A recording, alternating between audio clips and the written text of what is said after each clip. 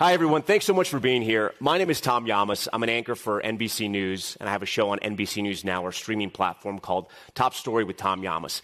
And I have the opportunity in my job to talk to people who are running for president, world leaders, first ladies, CEOs, Stop showing off. the most important people in the world. And yet, when I come and do these seminars, I get the most inspiration, the most reward from talking to people like you're going to meet here, because what they're doing sometimes is underreported. They don't do this for publicity. They're not celebrities, except for John, sort of. But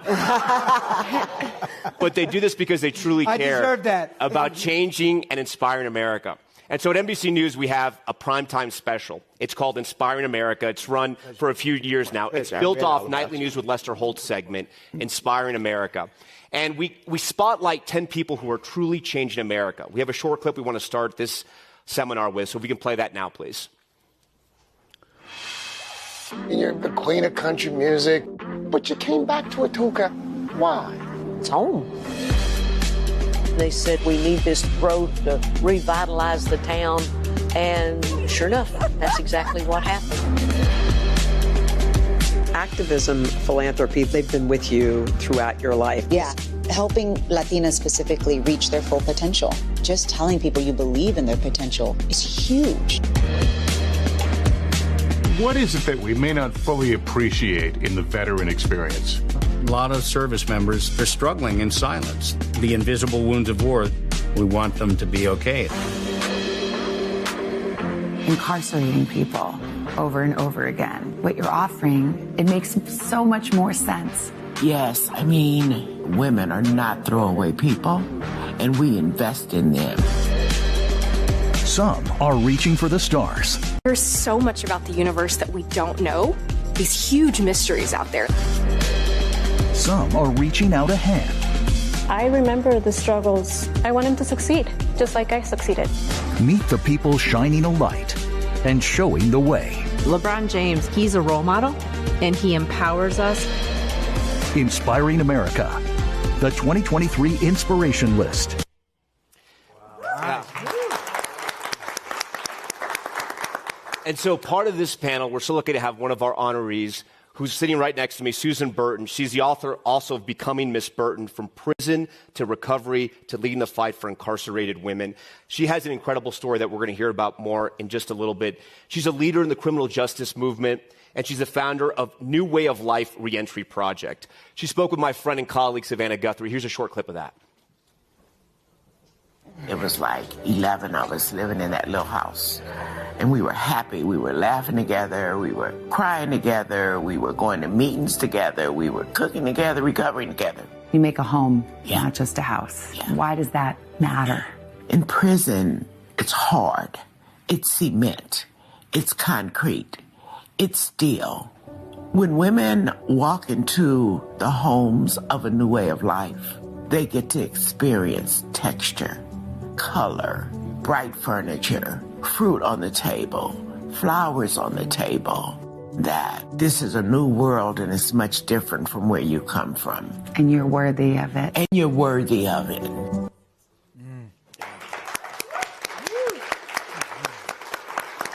Our next panelist, you may recognize, 75 films? 75? I thought it was 200. Oh, it is 200. Look it up. You got the wrong number. Really? All right. You're a journalist. You call yourself that's messed up. I know him from a show. I know him from a show called House of Buggin', which if you're a Johnny Legs fan, you know House of Buggin'. It got canceled. Yeah. It was amazing, though. John Leguizamo, he's an actor, producer, writer, breakdancer. But most of all, what inspires me about John is that he's on the front lines for Hispanics, always pushing to make sure we're heard and seen. So he had this amazing idea to do a show where he traveled across America telling our stories. But he sort of kind of, I don't want to say he tricked the news executives, but I did trick them. They thought it was a travel show, but it was much more than that. It was about just the beautiful stories of Hispanics across America, and it was so empowering. We have a clip of that as well. I should also announce we do have breaking news. It just got re-upped for a second season on MSNBC. So here's a taste of that.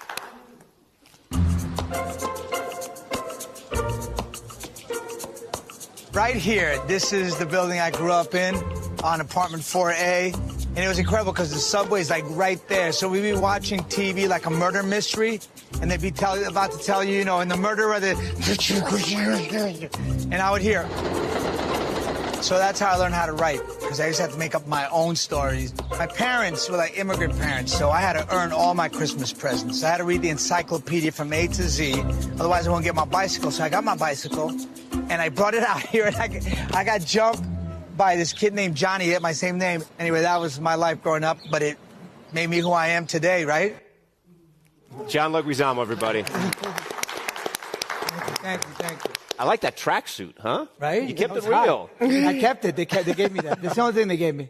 To talk about our next panelist, I want to do a quick exercise with everyone here.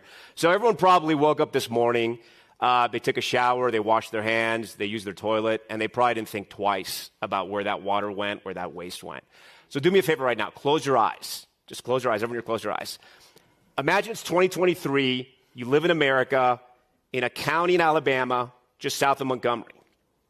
Maybe you're a father, maybe you're a mother, you got kids, maybe you're solo, but every time you look in your backyard, you can't believe what you're seeing.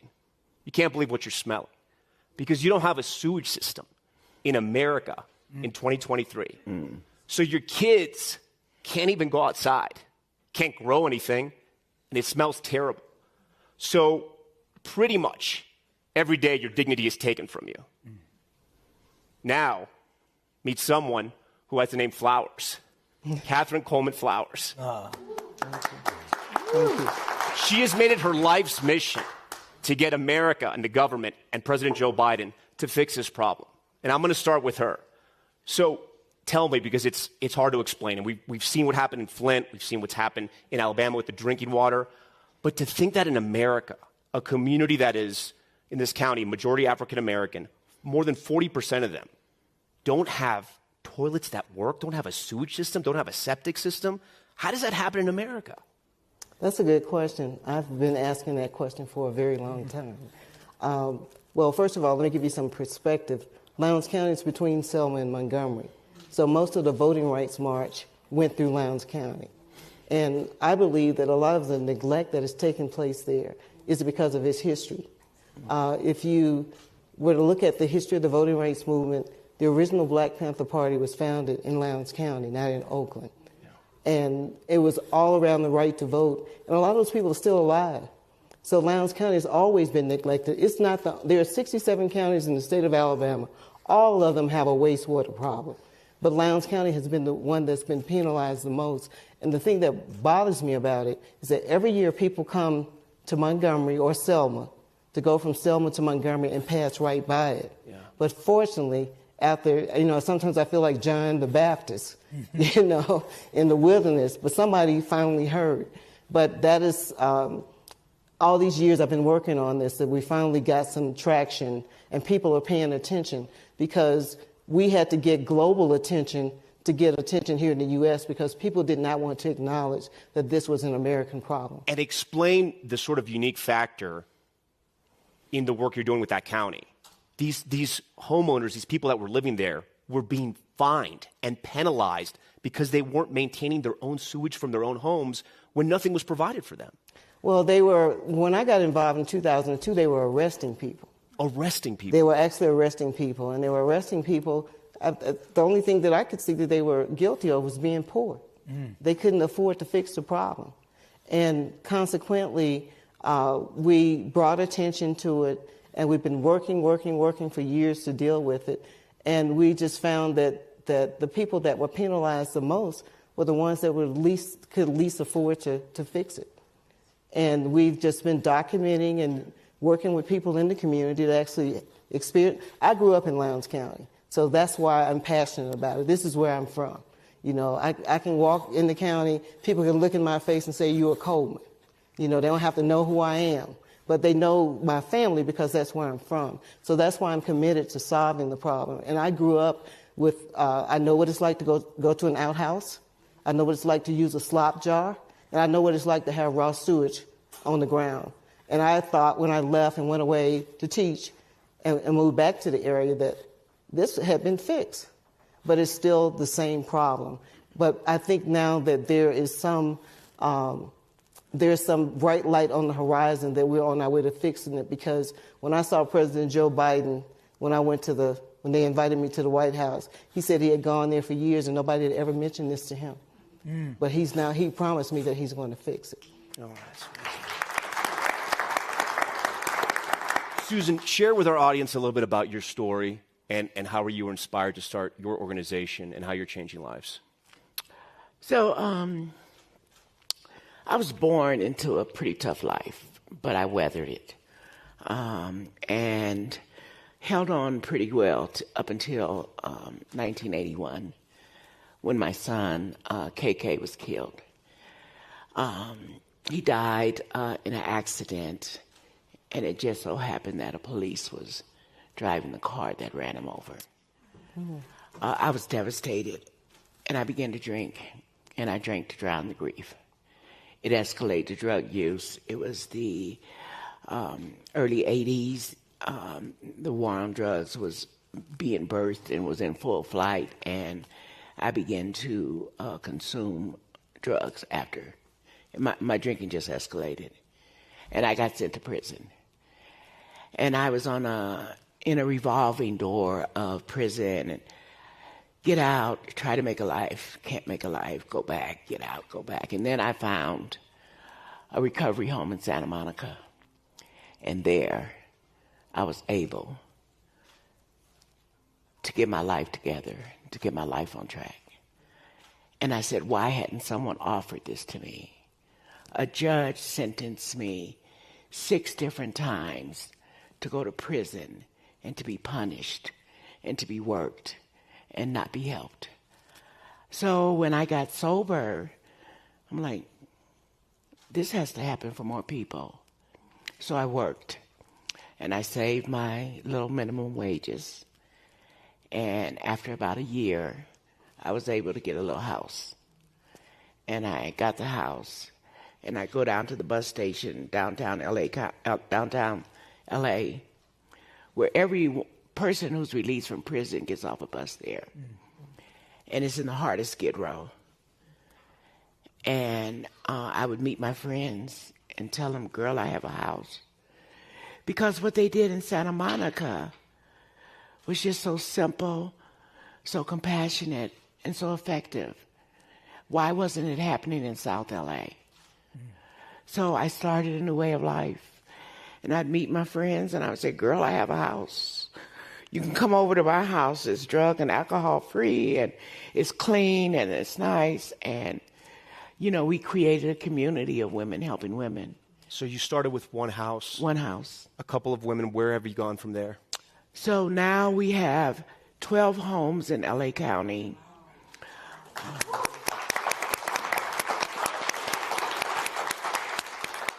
And, you know, what I discovered is that it was more than just having a home. There was structural, institutional barriers that had to be addressed. So we built out a policy department, a legal department, a workforce development department, an organizing department, and you know, things that to help women and people be able to start a new life. But when I wrote my book in 2018, it was published, and I went on a tour around the nation, going into prisons and doing book readings with women and autographing the book and leaving them with a copy. And what I found all across America, there were women just like me who left prison and had nothing to come back to. So I started an initiative called SAFE, Sisterhood Alliance for Freedom and Equality. And what SAFE seeks to do is to train other women just like me, in their communities, you know, maybe giving people toothpaste or hygiene kits or whatever they can to help them come back into the community. So SAFE trains them to replicate our model. You know, we have 94% success rate at a new way of life. Wow. I mean, it's just, yeah. 94? Yeah. And so now SAFE has 41 replication sites around the country, and 38 and 3 in African countries. And it's just a simple approach. Just like you live in a house, just like I live in a house, we provide a place for people to come back to get grounded, to get your ID. You leave prison, you don't have an ID. You don't have a Social Security card. You don't have any money. You don't have anywhere to go. No one welcomes you back but the places that you left. And that's not a good place to be. So what we do just is give people a springboard to start a new life. So we offer that to women and the LGBT community. What I found is when I wrote the book, and I researched what was there out there for women, and there wasn't much there. So my focus is to lift up the voices and of the fastest growing segment of the criminal justice system is women. Lift up the need, lift up the voices, lift up their potential, and create opportunities for them to come back and create and give back into the community. It's just amazing what can happen with 90 days or 9 months of support for someone to just change the entire trajectory of not only their life, but their children's life, and improve what I call the vibration of the community, and create hope, happiness, joy, and a future and safety for our communities. Amazing. Incredible work. So, John, we're sharing the stage with two incredible women. Oh, amazing. You also are doing incredible work. I'm not worthy.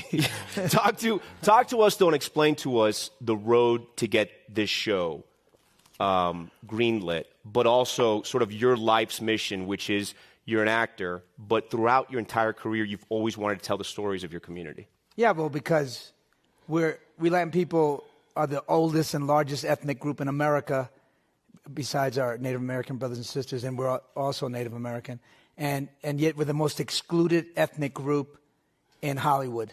That's why I call Hollywooden, because I know it's not, it's not including us. I mean, 5 years ago we were less than 1% of the leads in front of the camera. Now we're maybe at 5%, maybe 6%. Things have improved a little bit, but we're 20% of the population. We over-index at the box office with 30% of the U.S. box office. We're $4 billion in streaming in America alone. We're a third of the sports fans, and yet less than 1% of our stories are being told. Less than 1% of the executives in Hollywood look like me. So there's such a vast disparity. I mean, the way we're living in America, Latin women are the lowest paid workforce in America, and yet they're the #1 drivers of the economy, because small business is the driving force of America, and Latin women are 87% of the small business startups, but they can never get to the second level because banks will never give them a loan. So you got that. We're in the worst schools in America. We're the second most brutalized by the police, the second largest ethnic group in jails. You have all this disparity and all this exclusion, and I came from that, and I survived it, and I've succeeded. So I've always felt a certain guilt, a survivor's guilt. So I felt like I had to do something, and so I've been pitching in Hollywood for 4 decades, thinking that I was a terrible pitcher and that I couldn't write, because they never greenlit any project that was of mine because it was Latin content. But I'm winning awards on Broadway, which is much more difficult than Hollywood. But, I'm getting Obies, Tonys, Outer Critics Awards, but I could never sell a script. And I started to think that, it was me. But then I realized it wasn't me. They were never going to greenlight my stories. They would always tell me crazy things like, Latin people only want to see white people. I go, really? Is that I check inside myself, and that's not really true. And they told me Latin people don't want to see feel-good movies, which is the most ridiculous statement. And producers would say to me, too bad you're Puerto Rican because you'd be so much further along. But it was the truth. It wasn't like a negative. It was a solid truth. So, and then I realized if I wrote like Shakespeare or Tennessee Williams or William Goldman, if I could act like Brando, if I looked like Pauline, I would still not get the gigs. And Latin people would still not get the gigs. We'd still be underrepresented. So here I'm pitching.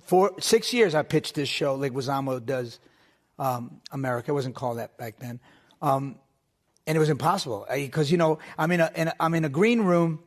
I'm in a pitch room, and I'm pitching. Lack of oxygen, you know, the altitude and whatnot. Yeah, that part.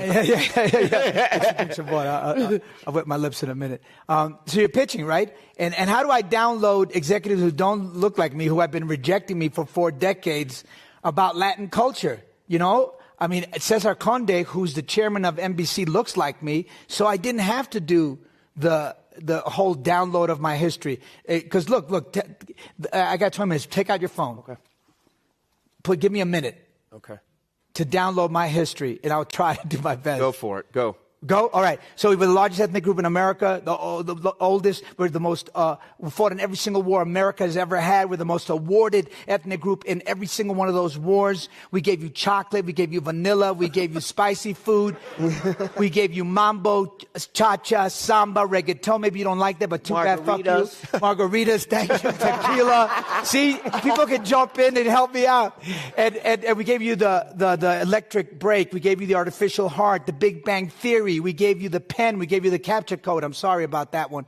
And there's more. You got 20 seconds. You got it. You're okay. High altitude. Altitude. I forgot about that.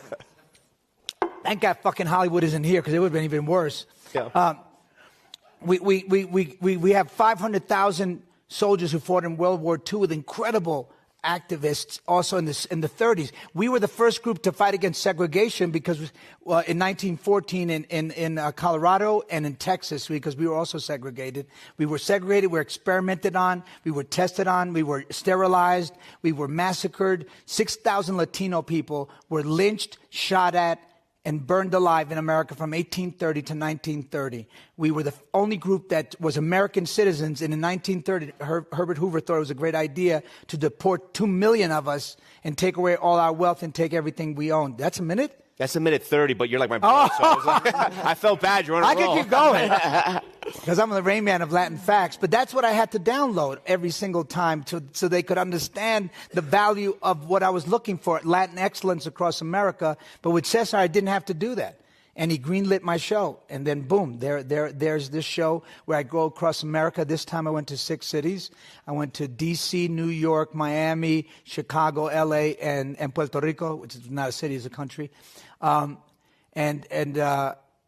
looked for Latin excellence, and I found it everywhere. Activists everywhere in Chicago, in Humboldt Park, trying to get financing to schools, and activists in D.C., and chefs and restaurateurs and great successful actors like George Lopez and Michael Pena, and I just found it everywhere. So 6 years, no one picked up the show. MSNBC picks it up. How are the ratings? Killer. We are killing it. That's right. That's why I got picked up, because it was like the number one show in the last few years in the time slot and in that age in cable, and then awards too, right? Like, aren't there some awards? Like, I heard there was some awards, but I haven't had the time to check my phone because I'm talking to you all day long.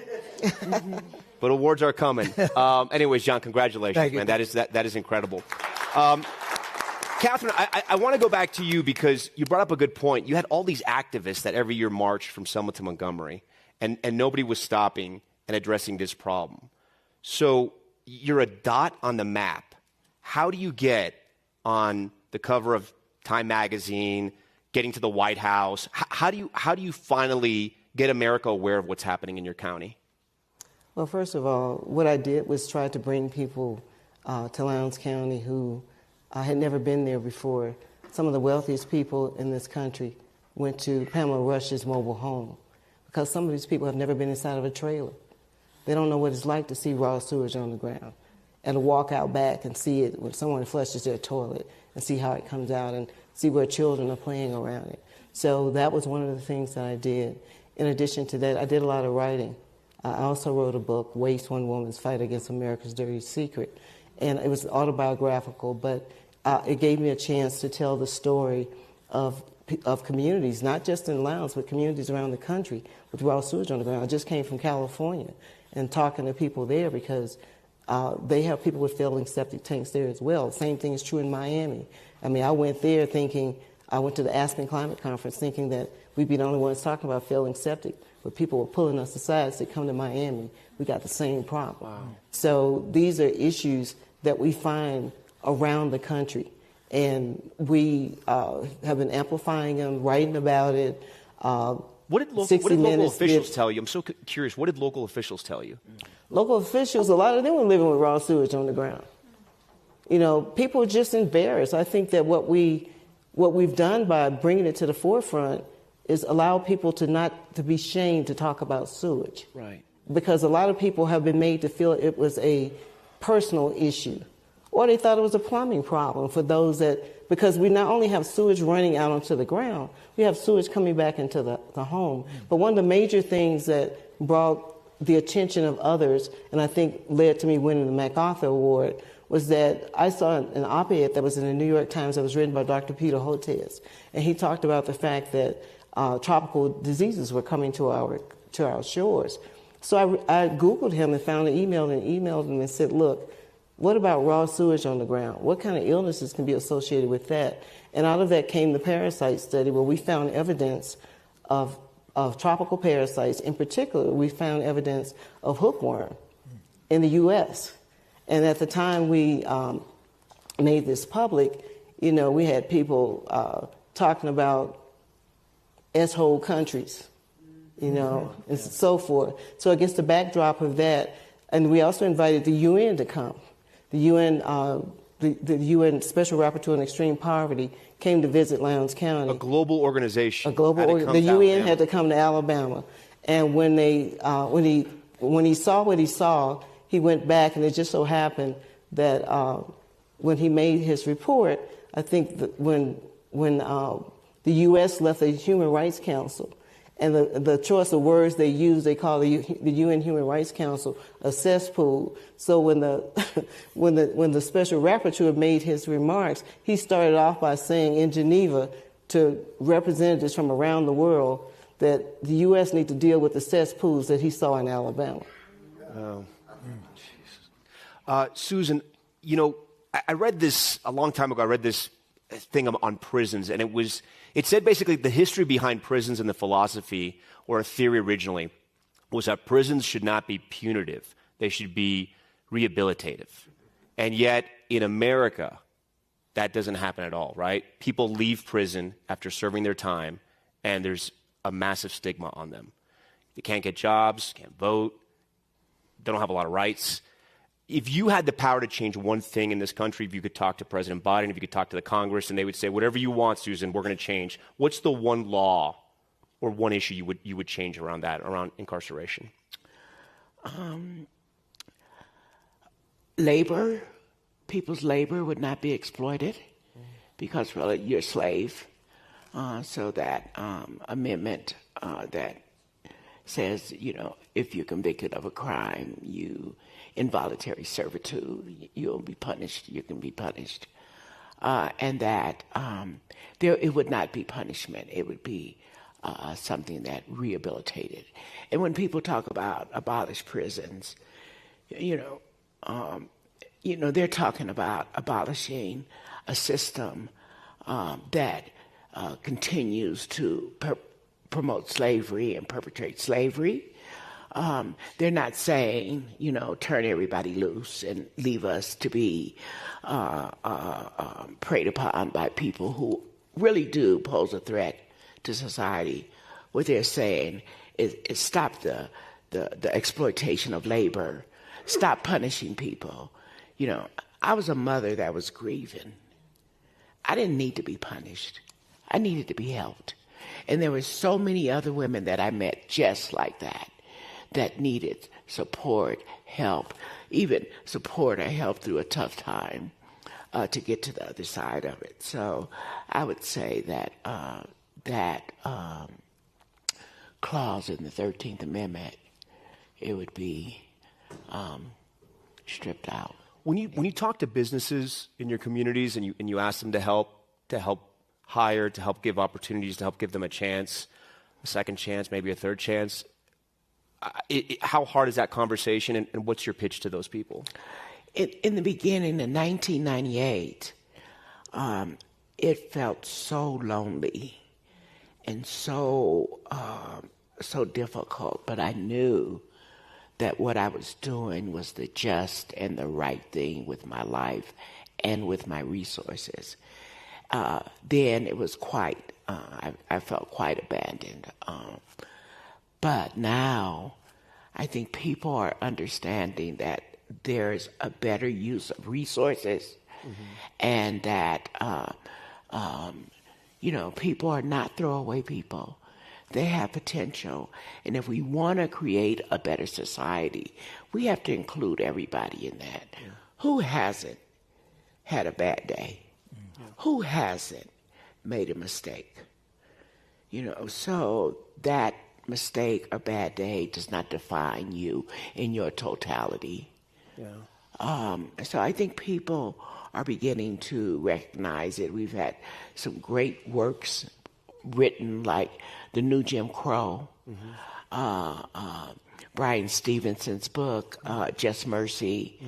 I went to Alabama, was one of the first places that I went with my book, and I met a woman there named Geneva Cooley.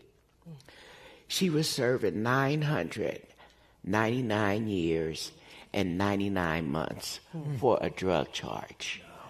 It floored me.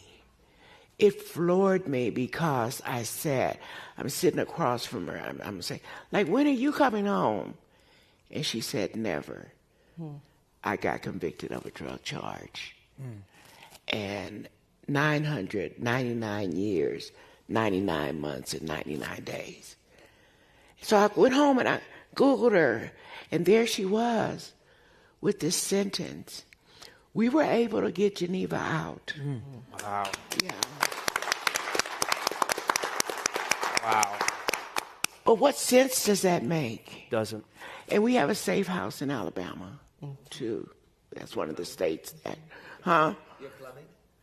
We got plumbing. Okay. Yeah, we have plumbing there. Susan, real quick, tell me about the moment, because a big part of your organization is providing that home. And you talked about this with Savannah, where you leave this concrete box and you walk into a home.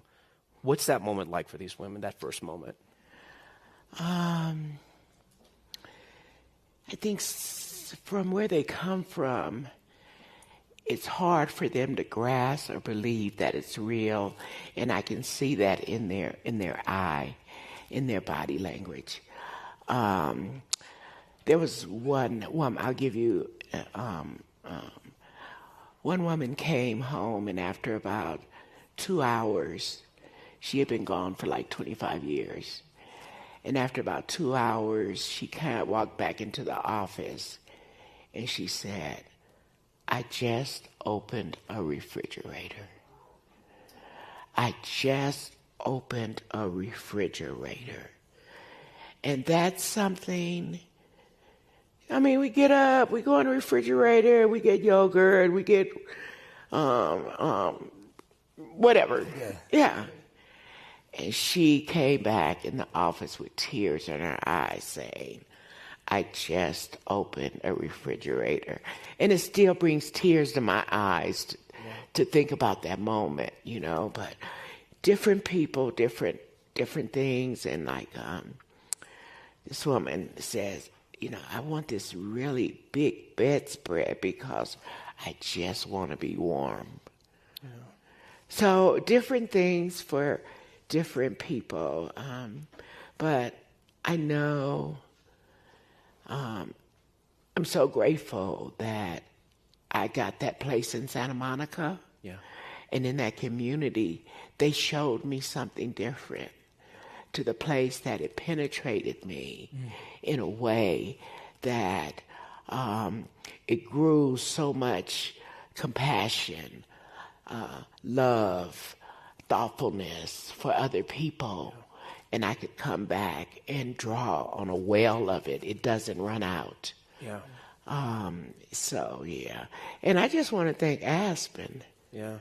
I never dreamed I would be on a stage at Aspen. You know, I want to thank you, Tom. Yeah. You know, I mean, Well, I come from the projects, Aliso Village. But Susan, you bring up a good segue for me, and I want to let the audience know in about 4 minutes we're going to open it up to questions. But John, I'm hearing these stories. I'm meeting people like Susan and Catherine. Yeah. I'm also meeting people here at Aspen that have incredible business ideas, things that I've never even heard of, apps that are being created that are helping people. So I'm telling my team, like, guys, I got 10 news stories for us, some people we should interview. How do we get these stories told by Hollywood? Because Hollywood sometimes does tell a story. We know when Hollywood does tell these stories, it brings about change. Absolutely. You know, so are we in a point where we could make these movies, make these TV series about people like this? You know, Hollywood isn't really as empathic as you would think. It's very monetary situation. I mean, I think COVID, the pandemic, Black Lives Matter, I think it made a big change in America and in Hollywood and in general in terms of empathy and our reboot and looking at ourselves and going, look, we're not doing enough. We thought we had equity. We thought we had parity, but we actually don't. And Hollywood started to see that and started to make changes. I mean, I saw active change. I saw active inclusion and diversity programs and hiring of Black and Latino and Asian executives that recently all got fired. As they started cleaning house because the streaming bubble burst. So we were the first casualties. You know, I did a documentary on prison on Rikers, and it's been impossible to sell because what I was told is they don't want to do docs that are depressing like that. You made the film, it's done, and nobody's buying it. Can't sell it because it's all Latin and Black and it's a depressing subject matter, and they don't want to do it. They want to do things that are global and big and have an uplifting, you know. Yeah. But I would argue there is some uplift in some of these stories. You know, there is absolutely. Uplift. No, you don't have to preach to me. Yeah. You don't have to convince me. I'm already there. Hollywood's tricky that way. You know, I mean, I think there was a lot of stuff done, a lot of it more for optics. Because I had an overall deal that will be canceled shortly after the writer's strike. But it was to bring diversity, to bring in Eva Longoria, Angela Bassett, myself, Selma Hayek. We were all at Viacom. We had a deal, and I brought tons of scripts. But nothing was ever green-lightable enough, you know. First of all, I brought dramas. They go, no, we don't want depressing stuff. So they said, we want rom-coms gone wrong. I go, what? What is that? Exactly. I'm like, what? Who's writing that shit? Who wants to see that crap? I don't know. And that's when Netflix went wrong because they started doing only content like that, and that's when they started to dip. And then I love John because John doesn't hold back. I mean, John, he says how it is. He's fearless. I love that, man. I'm not afraid, yo. Keep it real. Yeah. I got to be real. I got me. That's all I got is my reality and being honest. And then they changed it to holiday films, so it was impossible. You could never win. But it was all. I mean, I guess they were trying to do the right thing, but I think that's happening across the board. But you're still fighting, and you're not stopping, and that's inspiring to me, man. Yeah, no, I'm gonna keep fighting. I think the fight is worthwhile. I know there's so much Latinos out there, Black people, Asian people who love my work, and they're the ones that supported me when I started out in Mambo Mouth. Yeah. I didn't know that my content would resonate. I was doing my content for another Latin kid that looked like me to support, to give him a mirror of themselves. And all of a sudden, boom, you know, Latin people found me and Black comedians found me and they followed me. You know, I'm performing at the Wiltern 5 years later, and there's Eddie Murphy and the Wayans brothers and Adam Sandler, all these people in my theater. Now they're in your world. It was wild, yeah. So it's worth it. Before we open it up to questions, real quick. This is quick if you can, because this is all about inspiration. What inspires you right now? What's inspiring you? I'm at the Aspen Ideas Festival. I mean, damn, got no better, you know. I mean, yeah, that inspires, you know, hope for the future. But right now, I'm at the Aspen Ideas. Yeah. That's great. John, what about you? What's inspiring you? What's motivating you? I think fans coming up to me and saying that they love the show and they felt seen, that always inspires the hell out of me, you know, because it feels like even if I reach 3 people, they've been inspired, and that always warms my heart. You know, it just makes me go, oh wow, so there's a value to fighting and getting your content out there. Yeah, Catherine. What inspires me is the 7th generation, because everything that I do, I want to leave a legacy to make sure that my grandson, who is 7, or my 2-month-old granddaughter don't have to do this all over again.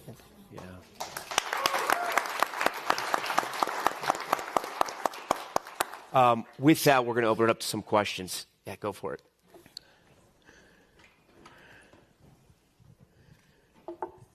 Thank you so much for being here and also inspiring us as young activists, as young leaders. My name is MJ. I'm from Denver, Colorado, or at least I work there. My job is an abolitionist within the child welfare system.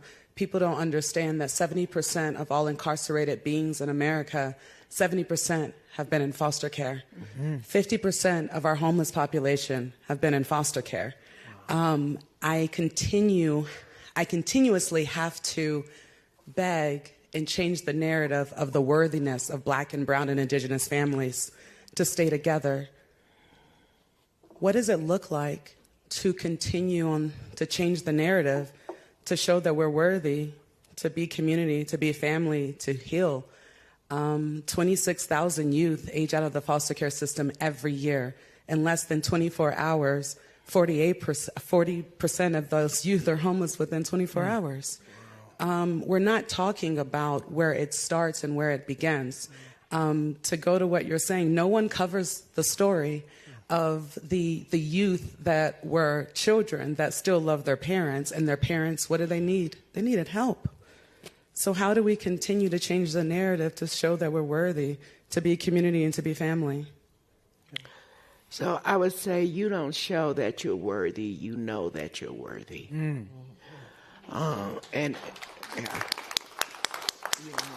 that will be the show in itself. And it looks different on different days. There's going to be days of victory. There's going to be days of heartbreak. There's going to be days of joy. There's going to be, you know, all of these accumulation of different days that's going to fill your rainbow of life.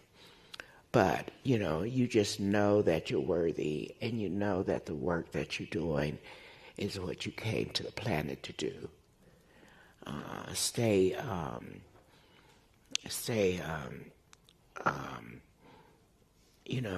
committed, you know. Don't wear yourself out or down, you know, but know that you are enough. Yeah. And the rest will follow. Yeah. Go for it. Yeah. The mic's on? Okay. Hi, I'm Charity. I'm Yupik and Samoan. For those who don't know, that's Alaska Native and Pacific Islander. I did join a little late, but from what I've heard, I'm just so honored that you guys are here and have traveled here safely. I think the flight was a bit scary, but yeah. But I also come here as like a Native youth, and one thing that I learned a lot, especially back at home in Alaska, but even back in American Samoa, elders always taught me to think about liberation and what it looks like for the communities that I represent, but also what it looks like for our community back home in Alaska and our community back in American Samoa. And I wanted to ask what liberation looks like for all of you. Yeah. Who wants to take that? Wow, that's deep. That's deep. You just demonstrated it, you know, free. Yeah, I mean, liberation looks like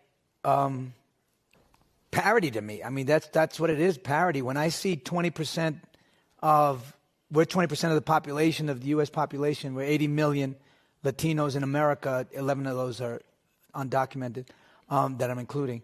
But when I see 20% of the faces in front of the camera, 20% of the executives are Latino, 20% of the stories are Latino, 20% of the crew, that's when I feel liberated. When 20% of the executives in corporations, 20% of corporate lawyers are Latino, when I see us included in all those boardrooms and everywhere at 20%, then I know we're getting a fair share, and there's some liberation there.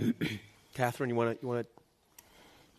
Liberation to me means that the Constitution applies to all of us. Yeah. And we don't have to keep fighting the same thing over and because that's been bothering me. You know, when I see books being banned, you know, I see the things that my parents fought against, and it's coming back. And I'm actually writing a piece that's entitled "Victory Means Vigilance." And I like for us to get to liberation. Mean when we can get to a point where we can relax and just be Americans, all of us. That's great. There in the back.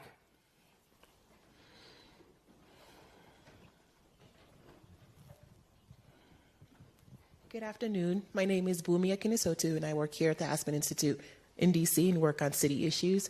You actually talked about relaxing, and I wanted to know how do you all stay okay in the work that you do?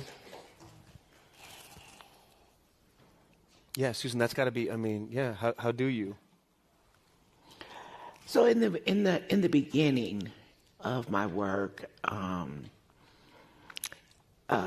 I had enough anger to fuel a spaceship to the moon about what had happened in my life and what had happened to my community. But over a time, the anger was not going to be what took me to where I needed to be. So I worked through so much forgiveness and compassion, not only for others, but for myself. And the love that comes out of that is the fuel that keeps me going. Love for me, love for myself, love for my fellow man, love for the universe. I'm, a little bit older than you. Yeah, a little bit. So, I take regular time now to do things for myself, with myself and with my daughter. I have a daughter and I have a granddaughter, and a couple of weeks ago, I was told I'm going to be a great-grand. So, I've been praying, God, please keep me around long enough so I can see a great-grandchild. So it's coming. But yeah, I hope that kind of answers your question. And so I don't forget, thank you for being the vessel that brought me to Aspen and NBC and what have you. Yeah, you put this together. So I just want to say thank you. Yeah, it wasn't me, but I will take the thank you. But thank you, because you have no idea how you inspire people. Like you literally have no idea what you leave in people. Thank you. It's amazing. Thank you. John, how do you sort of relax? Allyship makes me relax, because then I go, I don't have to fight so hard by myself.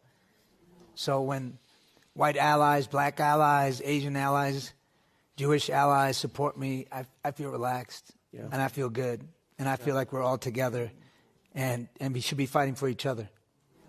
Yeah.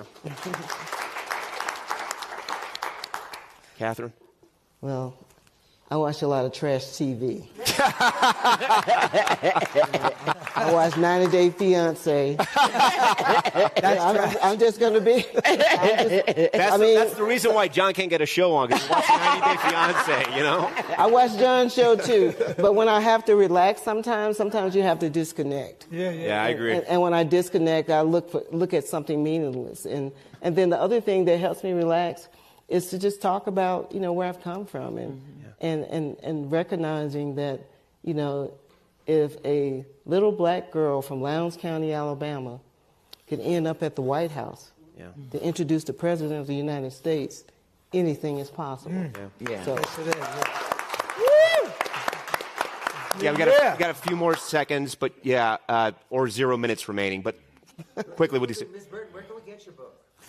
So I brought a couple of copies. Yeah, all right. For folks that want the book, or you can get it on Amazon. But I brought a couple of copies. I took one already. Yeah.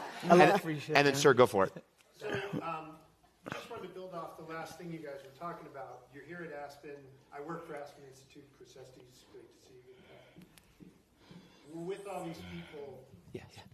What do you want, besides people coming up and telling you how inspiring your work is, what do you want people here to do as allies in this work with you and with others? We have this opportunity to network with such a broad and diverse segment, and you have powerful stories and people will respond positively, but we need more than that. And I just wanted an opportunity to sort of voice that to folks here, because we all need to hear what we need to do in this fight. I'll tell you what you need to do.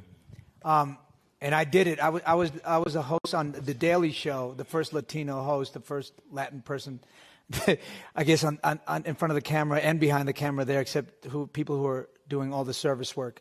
And it was unacceptable in a city that's 35. We're equal to whites in New York City, 35%. And we've been there forever. And I asked them to please change their roster and add Latin folk. And they went and they called all the comedians I gave them, the actors, producers, directors, writers, and they called. And that's how you do it.